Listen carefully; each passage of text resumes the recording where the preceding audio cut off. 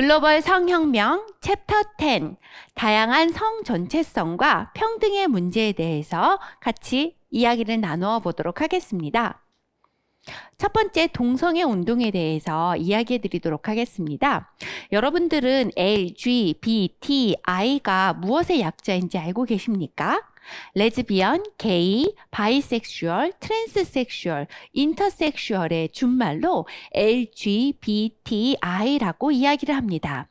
레즈비언은 여자들끼리 좋아하는 거고요. 게이는요, 남자들끼리 좋아하는 거고, 바이섹슈얼은요, 두 가지의 성을 다 가지고 있는, 그리고 트랜스섹슈얼은 이쪽 성에서 저쪽으로 옮겨전 그런 성, 그 다음에 인터섹슈얼은요, 서로 이렇게 왔다 갔다 하는 그런 성을 이렇게 인터섹슈얼이라고 합니다. 지금 동성애 운동, 그리고 전 세계적인 성애 운동은요, 소수의 사람이 전 세계의 문화혁명의 지배적인 이슈를 차지하고 있습니다. 2013년도까지만 하더라도요, 동성결혼, 즉 여자와 여자의 결혼, 남자와 남자의 결혼은요, 미국의 여러 개 주 중에서 12개 주만이 합법화였습니다. 그런데 2015년도 돼서 연방 대법원의 판결로 50개 주 모두 다 게이나 레즈비언에게 동등한 결혼의 권리를 보장하는 그런 것을 지금 하고 있습니다. 그리고 또한 오바마 대통령은요, 6월을 LGBT의 달이라고도 이야기를 했었습니다.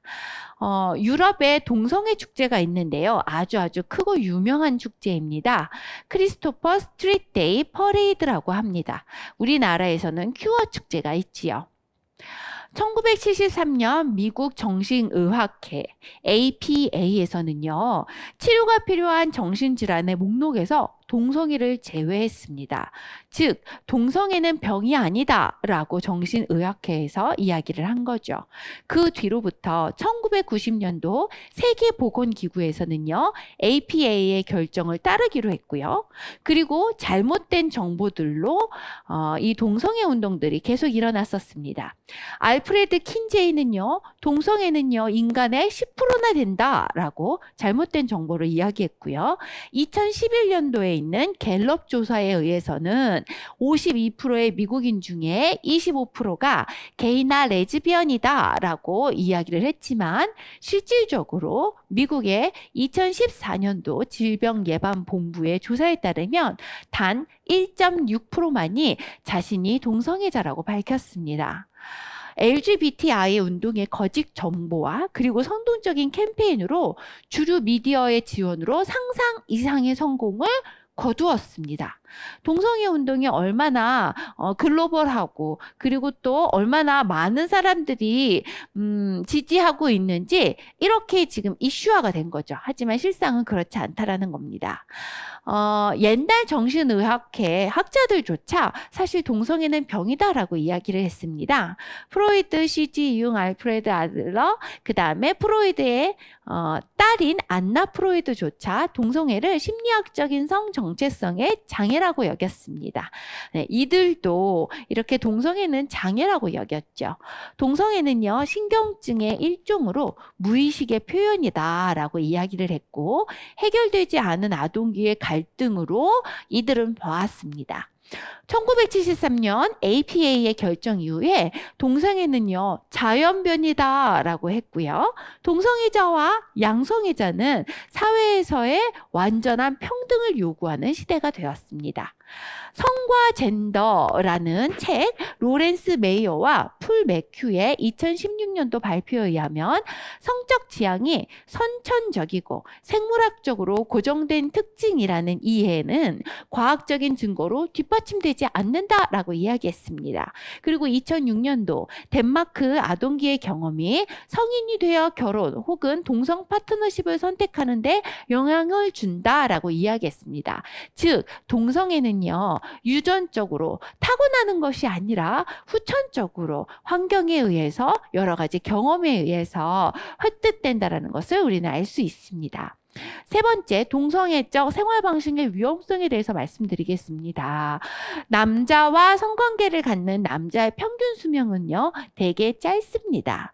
캐나다 국제 감염병 전염 연구에 보면요, 게이의 수명은 20년이 짧다라고 나와 있습니다. 양성애자들의 수명은 8에서 20년이 짧고요. 그래서 현재 20살이 되는 게이나 양성애자 남자들이 거의 절반이 65세를 넘기지 못할 것으로 예측할 수 있습니다. 자, 그렇다면 이렇게 동성애자들의 수명이 급격하게 줄어드는 이유는 무엇이냐면 첫 번째로 육체적인 질병을 원인으로 들 수 있습니다. 에이즈 감염 환자 중 61%는 남자 동성애자로 추정한다라고 연구 결과가 있고요. 로버트 코크 연구에서는요, 에이즈가 동성애자들의 68%다. 여러 가지 연구에 따라서 이런 퍼센테이지가 조금씩 다르게 나와 있습니다. 또한 1999년도에 있었던 취리 대학의 연구에서는 4분의 1은 살아가는 도중 에이즈 감염이 걸린다라고, 동성애자들의 4명 중 1명은 분명히 에이즈에 걸린다라고 이렇게 연구 결과가 나왔고요. 마이크 혼 같은 경우는요, 정기적으로 조심스러운 콘돔의 사용에도 불구하고, 자, 아주 중요합니다. 동성애자들한테 이야기를 할 때 콘돔을 사용하면 에이즈에 걸리지 않아 라고 말을 하지만 동성애자들이 콘돔을 사용함에도 불구하고 성관계 횟수 500회당 10에서 18%는 에이즈에 감염이 된다라고 나와 있습니다. 즉 10명 중 한두 명은 콘돔을 끼고 성관계를 하더라도 에이즈에 감염이 될 수 있습니다. 그 외에 다른 병들에 걸릴 수 있죠. A형 간염, B형 간염, 매독, 임실, 클라메디아 등 여러 가지 병에 걸릴 수가 있습니다. 두 번째로 정신질환에 겪게 됩니다. 베일리 같은 경우는요, 동성애자들은 특별한 형태의 감정적인 문제에 상당히 높은 수준의 위험이 있다라고 이야기를 했습니다. 자살 충동에 걸릴 수 있고요, 심각한 우울증 그리고 불안 장애들이 있다라고 합니다. 로렌스 메이어와 폴 매큐의 연구 결과에 의하면 동성애자들은요, 육체적, 정신적, 건강상의 문제로 불안, 정신질환, 우울, 약물 중독, 자살 충동 등 다양한 부정적인 성향의 상황에 노출될 위험이 매우 높다라고 이야기하고 있습니다. 2009년 덴마크의 연구는요, 동성애자들의 자살률이 이성애자들보다 무려 8배나 자살률이 높다라고 나와 있습니다. 이러한 연구 결과에 의하면 청소년 아이들에게 이게 동성애자들이 어린 시절부터 접근이 될 경우는요, 무척 자살률이 높은 그런 나라가 될 수 있겠죠. 게이나 레즈비언 청소년들이 7배나 더 많은 자살을 겪게 됩니다. 그리고 또한 세 번째 이유로는요, 난잡한 성생활을 한다라는 것을 이유로 꼽을 수 있습니다. 동성애자들 대상으로 이러한 이야기들을 물어봤을 때 정말로 사랑하는 사람과 단 한 명의 동성애자들과, 즉 여자는 여자와 단 한 명의 여자와 평생 성관계를 하느냐, 아니면 남자가 남자를 좋아하는데 그 남자 단 한 명과 평생 성관계를 하느냐라는 질문에 그렇지 않다라고 대답을 합니다. 헌신할 마음이 없고 이름도 심지어 모르면서도 성관계를 가지는 것들이 동성애자들의 좀 비슷한 특징이라고 볼 수 있죠. 1997년 오스트레일리아의 2,583명의 성인 남자 동성애자들에게 물어봤는데요. 일생 동안 몇 번의 성적 접촉을 했는지 평균 251번을 했는데 전체 조사 대상자 중 2.7%만이 일생 동안 단 한 명의 동성애자 섹스 파트너와 했고 나머지는 그 이상이다라는 대답을 했습니다. 즉 동성애자들은요, 한 명 이외에 여러 사람들과 할 수 있다라는 것이죠. 암스테르담의 연구 2003년도에는요, 남성 동성애 관계자는 평균 1.5년을 넘기지 못한다. 즉 내가 어떤 남자를 만나서 남자와 남자끼리 관계를 가지면요, 평균 1.5년 후에는 다른 남자와 갈아탄다라는 거죠. 볼커백은요, 게이 커플들에 있어서 한 명의 파트너 이외에 다른 파트너들과 성관계 가지는 건요, 파트너십 유지에 있어서 중요한 요소다라고 이야기를 했습니다. 즉 게이 커플들은요, 서로 다른 파트너와 관계를 가질 수 있다는 걸 용납한다라는 거죠.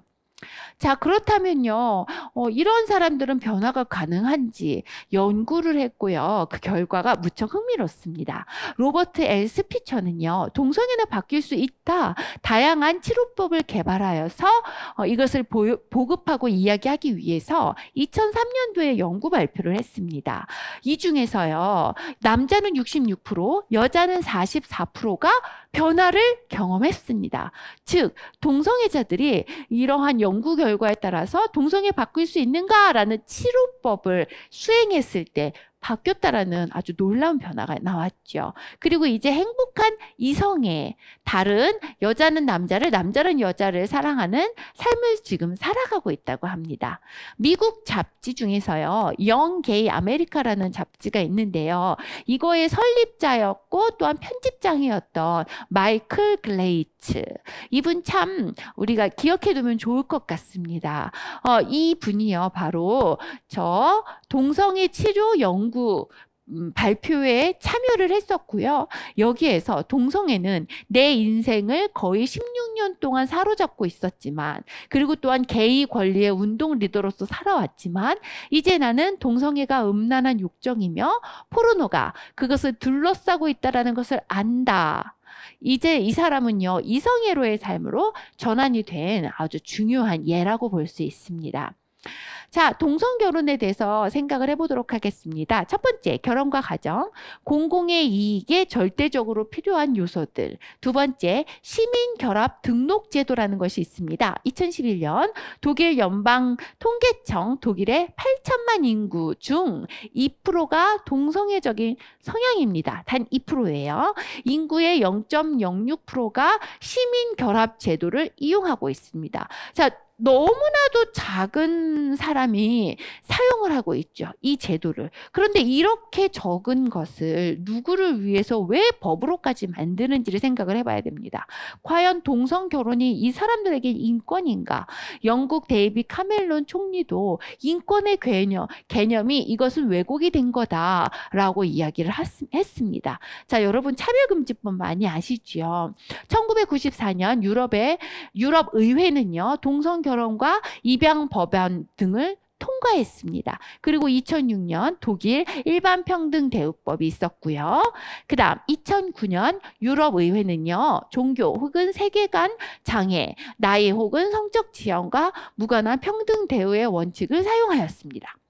동성 파트너십과 결혼의 점진적인 동일시 잘못된 것이죠. 그리고 자의적인 특권을 제공하는 거 잘못된 것이고, 유럽인권재판소나 동성 결혼은 인권이 아니라고 이렇게 이야기를 하고 있습니다. 이렇듯 동성 결혼은요, 법적으로나 그리고 여러 사람들이 생각하는 그런 이용하고 있는 제도적인 면으로 봤을 때는 합법화할 이유가 별로 합당하지 않습니다. 타당하지 않습니다. 자, 우리가 입양에 대한 권리로부터도 한번 생각을 해봐야 돼요. 자, 부모에 대한 아이들의 권리를 한번 생각해 봅시다. 우리가 인권 하는데요, 부모도 인권이 있어서 낙태를 자유롭게 한다, 이런 말들이 있지만 부모를 둔 아이의 입장에서도 한번 생각해 보셨으면 좋겠습니다. 2005년 친양자에 대한 입양 권리가 있습니다. 여기에 동성 아빠도 입양 가능하다라고 되어 있어요. 그러니까 모든 혜택의 입양을 가능하다라는 것을 요구를 하고 있지요. 일반적으로 동성애자들의 성적인 변화로 되게 문란하다라는 걸 아까 짚어드렸죠. 1.5년 이상을 남자와 남자가 파트너로 살다가 분명히 갈아탄다라고 이야기를 했어요. 그런데 이러한 자들에게 남자와 남자가 이제 우리도 가족이기 때문에 아이를 원한다 해서 이들에게 아이를요 입양시켜 준다면요, 이 사람들이 길게 가족을 이끌어가지 못해요. 그러면은 그런 가정에 있었던 아이는요, 무슨 잘못으로 또 다른 가정, 계속 1.5년마다 계속 바뀌는 가정 속에 살아야 된다라는 거죠. 부모에 대한 아이들의 권리도 우리가 생각을 해봐야 됩니다. 또한 그리고 정신적, 육체적 질병에 걸릴 확률이 분명히 높다라고 말씀드렸어요. 그 아이들은 어떻게 할까요? 그래서 영국의 카톨릭 입양 기관은요, 동성애자들에게 입양을 허락하는 것을 금지했었어요. 그런데 이 카톨릭 입양기관이요, 동성 커플들에게 차별이란 이유로 결국 문을 닫게 되었습니다. 즉 동성애자들은요, 우리도 입양을 할 권리가 있다, 이것은 인권이다라고 이야기하지만 실질적으로 그들의 삶을 보면 그거는 아이들을, 그렇게 그런 자들에게 아이들을 내어주는 것은요, 아이들의 권리를 우리가 묵인하는 거나 마찬가지죠. 사회과학은요, 동성 부모의 양육에 대한 입장이 있습니다. 동성 커플에 의해 양육되는 아이들은요, 아무런 악영향도 받지 않는다라는 연구 결과가 과학적이다라고 이야기하지만 사실 이건 잘못된 것입니다. 자, 이는 신빙성이 없다라고 로렌 D. 막스, 마크 D. F. 리그너, 러스, 도널드 풀슐링 교수가 이야기를 했습니다. 이 네 명의 교수가 이야기를 했지요. 연방 대법원은요, 소위 과학적 합의라는 것이 아무런 근거가 없다라고 판결을 내렸습니다. 파일 코딩 분석 실수로 표본 중에서요, 이성 부모를 둔 아이들이 많이 포함이 됐어요. 즉 건강한 가정, 이성 부모를 둔 아이들을 표본이 잘못 실수로 거기에 포함이 됐기 때문에 결과가 너무 좋게 나온 거예요. 아무런 악영향을 받지 않는다. 왜냐하면 정상적인 아이들이 그 표본에 들어갔기 때문에요. 정말 우리가 생각할 수 없는 말도 안 되는 이런 거짓들이 각각의 연구의 결과 속에 다 들어가 있습니다. 앤서니 케네디 대법관의 호소로서는요, 자신에게 생명을 준 자연적인 엄마와 아빠를 가질 아이들의 권리에 대해서 강력히 호소하고 있습니다. 아이들은요, 여러분도 아시다시피 여자와 남자가 만나서 수정되어 아이가 태어납니다. 이 세상에 존재하는 모든 아이들은요, 동성 사이에서 난 아이가 절대 아닙니다. 이것은요, 신의 섭리로서, 자연의 섭리로서 꼭 이성 간의 결혼 안에서만이 생명이 태어날 수가 있어요. 그렇게 태어난 생명의 아이가요, 그 아이가 부모 밑에서 온전히 자랄 수 있는 권리가 있는데 이 아이에 대한 권리를 우리가 생각해 주자라고 이야기를 하죠. 자, 트랜스젠더들이 거짓말을 많이 합니다. 동성 결혼이 소수 동성애자들의 권리만은 아니다. 그리고 당신은 자발적으로 성별을 바꿀 수 있다는 것으로 또 진보적인 그런 이야기를 하지요.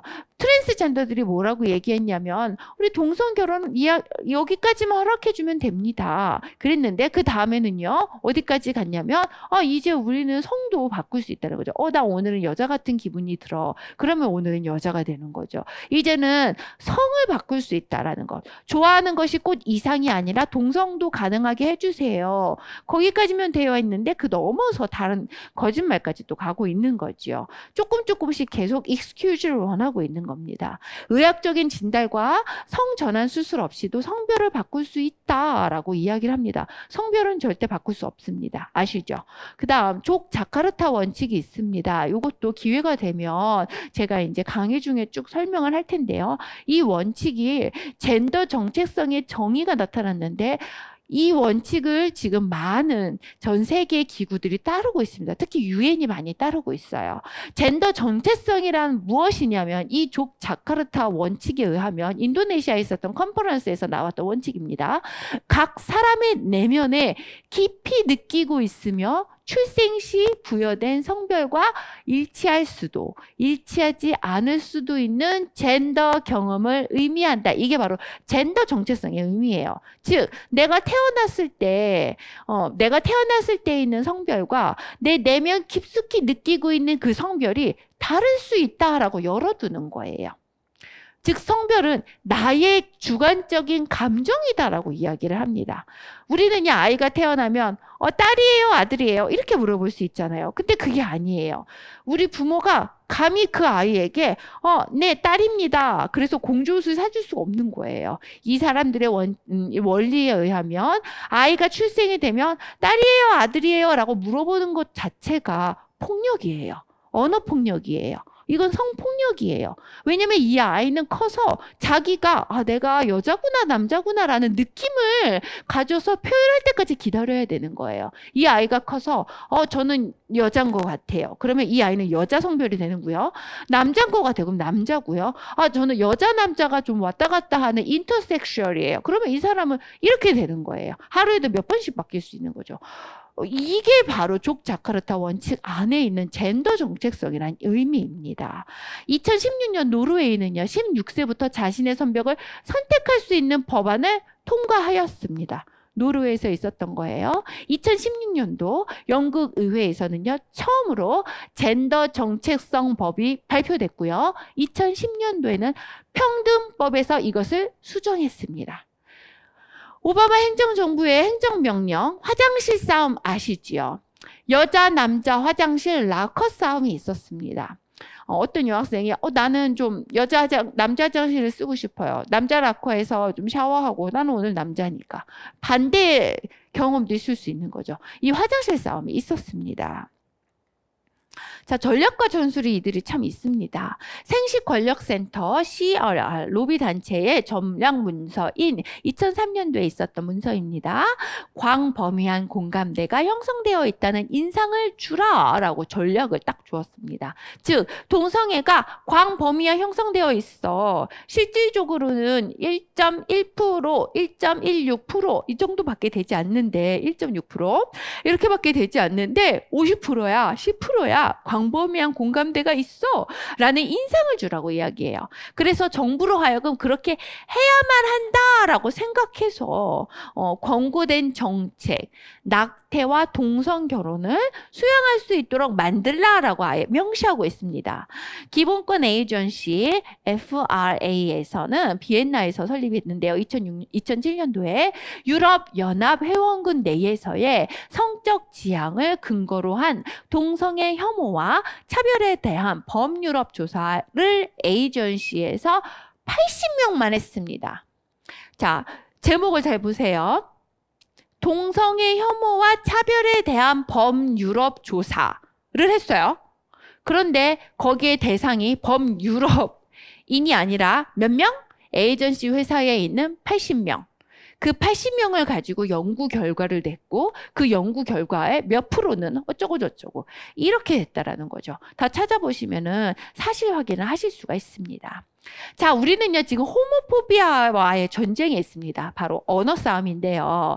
자, 여러분 호모포비아가 무엇인지 아십니까? 자, 호모포비아는요 1960년대 정신분석학자이자 동성애 운동가였던 조지 웨인버그가 동성애를 거부하는 사람들에게 정신적으로 문제가 있어 이렇게 보기 위해서 만들어낸 신조어예요. 자, 포비아라는 게 무슨 말이냐면요. 포비아라는 말 뜻은요. 공포증이에요. 이거는 병에서 쓰는 신경증적 공포증을 의미해요. 예를 들어 뭐 거미공포, 군중공포, 폐쇄공포, 그다음에 뭐 외국의 경우 숫자 13공포 이런 것들이 나오거든요. 그런데 이렇게 치료를 해야 되는 신경증 공포를 포비아라고 하는데 호모포비아라고 했어요. 그 무슨 말이냐면은요. 꼭 이성애만 사랑을 해야 돼 하는 이런 사람을 호모포비아라고 한 거예요.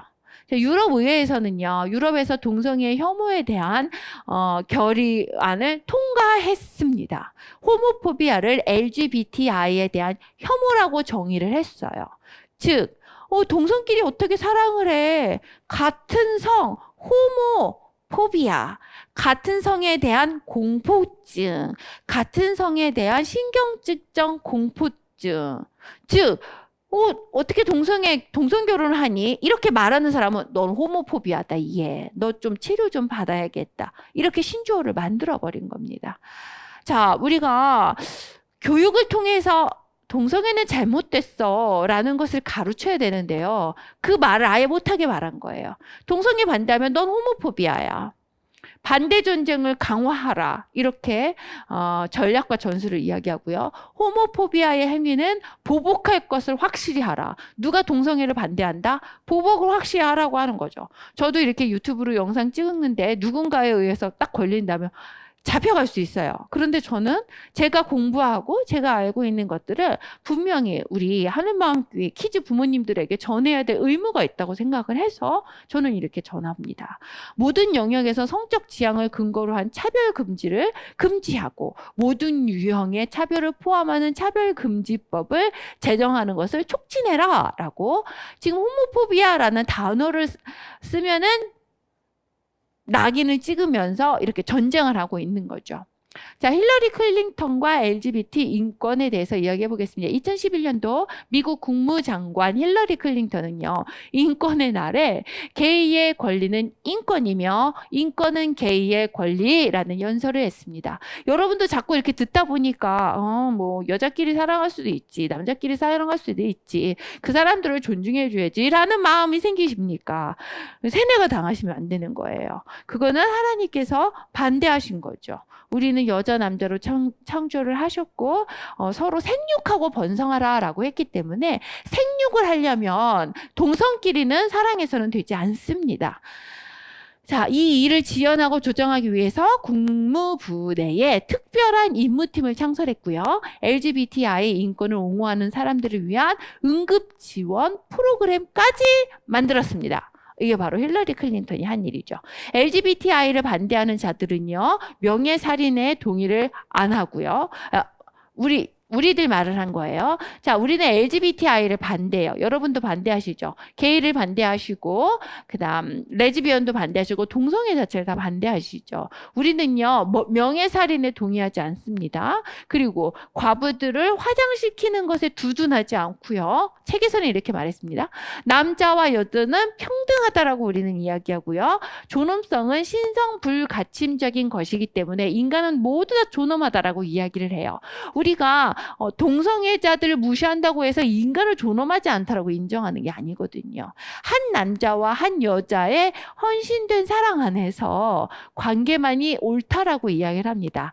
즉 아름다운 가정 안에서만의 성관계를 우리는 옳다라고 이야기하죠. 우리는 노예제도도 반대합니다. 우리는요 평등한 게 당연해라고 이야기하는 사람들이 절대 아니에요. 1948년 세계인권선언문의 인권을 적극 옹호하는 사람들이 바로 우리들입니다.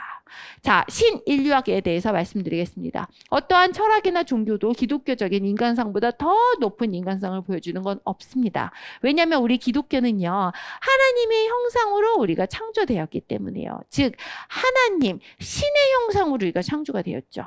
창세기 1장 27절에 보니까 하나님께서 자신의 형상대로 인간을 창조하시고 그들을 남자와 여자로 창조하셨다라고 했어요. 성숙이라는 건요, 다른 사람을 포용하기 위해서 자기 중심적인 심성의 한계를 극복한다라는 의미입니다. 사랑은요, 나 자신의 부족한 것을 극복하면서 희생하면서 타인을 생각하는 게 바로 사랑이에요. 사랑의 최고는 예수님 그리스도께서 보여주셨죠.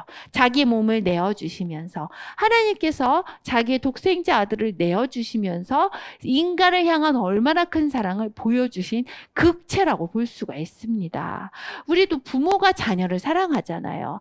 자녀를 대신해서 희생할 수 있는 게 바로 부모의 사랑입니다. 자녀들 또한 부모에게 헌신하고 사랑하고 그리고 건강한 가정 안에서 남편과 아내가 상대방을 위해서 헌신할 수 있지요. 그런데요, 동성애를 하는 사람들은요, 나의 섹스 파트너와 함께 이 사람을 위해서 헌신할 수 있는가라는 질문을 던졌을 때 평균 1.5년의 성관계를 가지는 이들이 이름도 모르고 그냥 채팅방에서 만나서 관계를 하는 것이 과연 사랑일까라는 질문을 합니다. 과연 이름도 모르는 그 사람을 위해서 당신이 헌신할 수 있는가? 이건 사랑이 아니고요. 욕망이고 욕정이고 그냥 성욕인 거예요.